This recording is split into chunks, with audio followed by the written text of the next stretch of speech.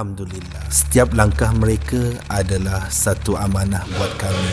Hajjul mabrur laisa lahu jazaa illa al-jannah. Bukan sekadar mengurus perjalanan, kami menjadi saksi ribuan doa.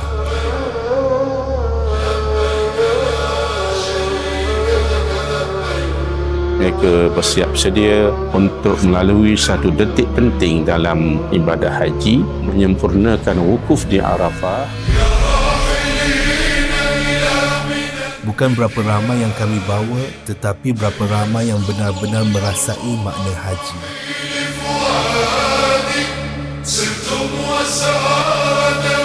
Iman Travel ni memang terbaik lah. Iman Travel mantap dalam pengurusan. Saya ucapkan terima kasih kepada Iman Travel. Semoga kita dipanggil menjadi tetamunya.